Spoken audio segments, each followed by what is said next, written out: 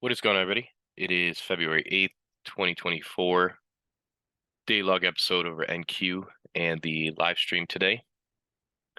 I wanted to start off with the higher time frames and go over to dollar index, yields, and bonds, just to take a look at it, refresh everybody's mind over what I've been looking at and what was going on today during the live stream, why I was hesitant to do anything. So let's forget about NQ for right now. Let's go over to simply dollar index.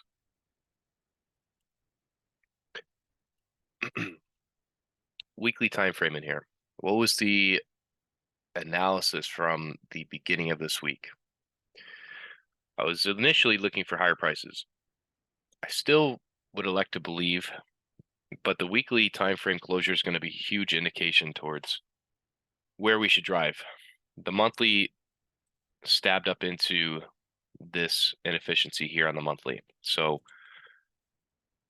I particularly don't care. I don't have a bias that I'm holding in my mind that I care about.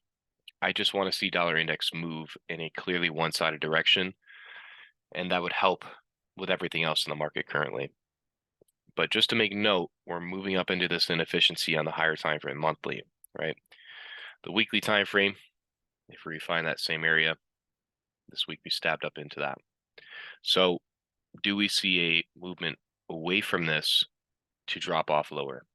And that would sustain higher prices in NASDAQ, ES, and YM. Daily time frame, this is where things can kind of be contradictive. So we moved up on Monday into this inefficiency here, clearing out buy-side liquidity. And that was the initial analysis from the week. Since then, we haven't done much, right? This inversion there, rejected off of, and I was hinting towards the idea that this could be a possible market maker buy model. Now, I would need a lot of evidence towards that to really confirm it. The monthly and the weekly are the parent, so those inefficiencies they're higher in order to this one, or at least the bullish PD raise that we have. So I'm curious to see what the closure is going to look like tomorrow. I don't suspect really anything major tomorrow, to be honest with you. This week in general has not been that fruitful. I mean, at least for myself and just price action in general, I don't think there has been many setups, even looking at ICT's action in the market this week, starting Robin's Cup. I mean, he's taken one trade so far. So if you want to compare yourself, I'm not saying you should, but to give you a good guidance to what a good week should look like, I mean, start looking at what ICT is doing. You'll see him press very hard in a good week. And I know that it's really what he's waiting for, more or less. I mean, he was talking to us in the private group today about how this market is very manipulated currently. Things are decoupled. It's not a time that you should be trying to press inside of this market. And now some of you may some of you may take that advice and actually apply it. And even myself, I'm very stubborn. If somebody told me that, I still wouldn't care. I'd still be like, you know what, I can still get in there and I can do something. But what I've learned over the years is it's better to just wait for the highest probability times. That way I don't have to spend so much time and mental capital working so hard inside of small dealing ranges like today. So that was dollar index. Like I said, we'll have to see where tomorrow. We have an inefficiency here that we sort of worked off of, but there's not much information in here really. But I just wanted to go over that so we can have a brief view of what's going on. Bonds. So if you're not aware, bonds will move oppositely to whatever dollar index is doing. So just keep it simple. Looking at the monthly and the weekly, I'm just looking at kind of the last few weeks of trading in bonds and yields to give me an idea. But in here, we traded through this BISI, which has turned into an inversion. Even this week, we've seen lower prices. 5-year note in here. You can see we're collapsing lower as well. Daily time frame. This is the 10-year to buy side, and then there's the SMT between the three. Look at the highs in here and compare them. So to me, if bonds continuously drop lower, that would give the idea for dollar index to rise, and that should correlate with index futures to move lower because those move in sync. Yields, they're still trading off higher. I talked about this on the weekly forecast. Interesting inversion in fair value gap there. Rejected off of 10-year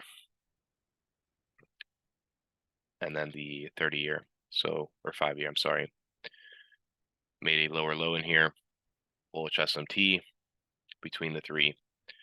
So I mentioned this all the way back on Sunday. And I'm just going over this because things are just a bit, what's the word, wonky, at least to me. So I'm going to keep my head on a swivel, and it's what I've been doing all week. I mean, if you look at the week in a capsule, it hasn't been that fruitful. And I'm not being negative about it. It's just reality. And I know why that is. And I'm trying to tell all of you why that is and how you can anticipate it and how I was able to anticipate today and be able to sit out of something like today. For myself, it's a very job well done. I'm very happy about sitting out of a condition like today where I'm not spending a bunch of mental capital or even my own trading capital to participate in a range like today. So hopefully you guys were able to see that, and it was a good example. Again, we're at all-time highs, so that's another kind of confluence and an added recipe or ingredient to the recipe of uncertainty currently. Because if we're trading at all-time highs, I don't know where price is going to go. There is no upside targets for me to look for. And with a decoupled market, it just is the cherry on top to all the uncertainty that I'm basically feeling. So when I go down to a 4-hour chart, after we took buy side on Wednesday, I'm basically flat, right? Or yesterday, after we took buy side, I'm flat because I've reached my terminus. I've reached the point where I can't see any further movement, higher or lower, because I don't want to call a top in here. So it means basically to remain neutral. And that's why you saw me today basically do nothing. And when you don't have a confluence with intermarket relationships, you don't have that support or that confluence, and you have a decoupled even crosses with YM and ES, they're completely decoupled today. It just makes things very uncertain. I couldn't find the reason to put myself into the market today. So if you notice throughout this log, I'm kind of being careful with my words. The more I've done these live streams, it's not that I care what people think, but I guess the way I say things, sometimes I target people and they find that offensive. And really, I'm never talking directly to you. I'm just talking directly to a general populace, but kind of being a little bit more cautious of that. And again, live streaming this week, even today, to be honest with you, it's drained me a lot. There's been a lot of just negativity and weird comments. So enough with that. In case you're wondering, the 1-hour time frame in here today, I was mentioning how we're inside of this inefficiency there, and I was looking for higher prices. There just wasn't anything in here that would have been very high probability to me. And it's the only way I can put it. Same thing as yesterday. I mean, yesterday was a really, really nice clean bias, and I was just, stopped out of the market before the market rallied to the targets. So 15-minute time frame today, if you look at just simply the dealing range that we're in, this would be your most recent swing low to swing high today before we got above it, right, in the open. Why is this the swing low? Why is this the dealing range low? Because that is the most recent low with the most expansion away from it.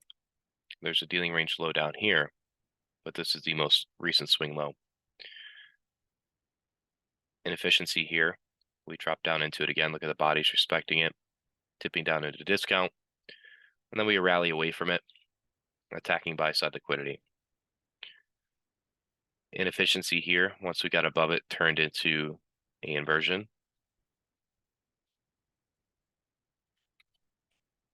Just annotate that. With the bodies respecting it, drop down into Bull shoulder block there. And what is that after? Taking out sell side liquidity here. So we took out sell side, displaced higher, dropped down into inversion, bull shoulder block, and then we displaced higher again. The delivery for me was just not there. And in hindsight, all of this can be like, wow, I could really be participating in this, especially when you're back testing. But if in real time, there's a lot of variables and things that don't sit right with you, you have to look at this through a different lens and say, all right, even though the drawn liquidity, and in hindsight, I can see where price was going to, and I could see how I could have positioned myself. In real time, it's a completely different view. It's a completely different respect to price and respect to the risk. So you have to make note of that when you're going through, back testing and going through the day. You have to match your back testing with the actual real-time analysis. So it's the best thing to even record yourself, record your thoughts and what you were thinking in the moment, and go back through that and not judge yourself so harshly in back testing. Or gaining false confidence. So there's two sides of that. 5-minute time frame, we drop down, taking up sell side liquidity inside of that inefficiency here, displaced higher. Once we closed above that inversion, we drop back down into the inversion, look at the bodies, respecting it, displaced higher. But if you just look at the 5-minute delivery, it's very sloppy. It's very back and forth. I particularly don't want to be a part of this. And there's one moment in here where there's a very clean, low resistance liquidity run. And low resistance liquidity runs are very fast, snappy moves towards your drawn liquidity. It's not back and forth, constantly going from in profit back to break even to negative, back to profit, break even, negative, until it draws to your drawn liquidity. So if you go into the 1 minute, I annotated this today, but I don't feel any type of way about it because it's something that I don't want to be a part of, right? And nor can you really be so perfectly timing this, right? To me, all of this delivery in here was something I didn't want to be a part of. And the only moment that was something decent today was this move in here, where you're dropping down into this inefficiency and then you have a snappy run into the buy side. But all while this is happening, YM is making a new low, because I vividly remember this. And if you look at your charts at this exact time, YM is making a completely new low, while dollar index is trading higher. So even though this entry pattern is here, I deem it low probability, because there's going to come a day when those rules work for you, when it's not decoupled, when things are in sync, and when you should not be trading against another market that's trading out of sync with your market. That's going to run against you. It's going to trade through this inefficiency. It's going to stop you out. So even though this worked and it worked against the rules that are set in place, it doesn't make it viable. It doesn't make it a good option. It's just one of those odd, unexpected, to me, runs. And I'm okay with that because my rules are helping me. They're protecting me, because on a flip side day, on another day where I don't follow this, it's going to run against me. So you have to look at your discipline, your rules through two sides of the coin, not always one. When you look at the 1 minute time frame and just the run today, I could see very well how somebody could very well mess themselves up in this condition, because you could be looking at shorts, you could be looking at longs, you could be looking at a bunch of different things. It's very easy to go back in hindsight and see exactly where you could have done well, but I could very well see in here how somebody could have very well hurt themselves. And it's the conditions that I'm very much trying to teach all of you who actually listen and take this advice in, how to stay out of it, what to do, what's the best thing to do, which is, for me, nothing. And it's what I advise all of you, because I don't think there's anybody out there, even ICT would say this, that could operate inside of this and excel over a long period of time. Sure, you may be able to do well one day, a couple days, but I would like to see somebody try to operate within these conditions for a long period of time, not just a year, 5-year span. Tell me how well your statistics and your data add up for this, as I would elect to believe it's not that well.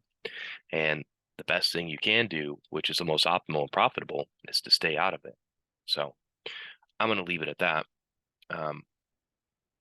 The rest of the day, sideways, chop, range bound conditions is something that I wouldn't really want to be a part of.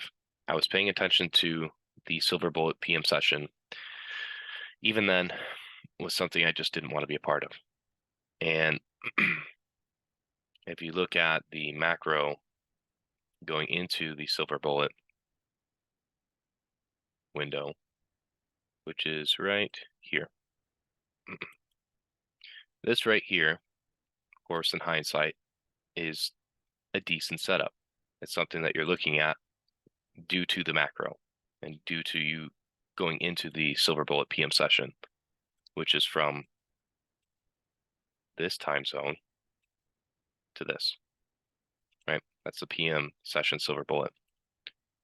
So price trades up in inefficiency after we took buy stops here, took buy stops there.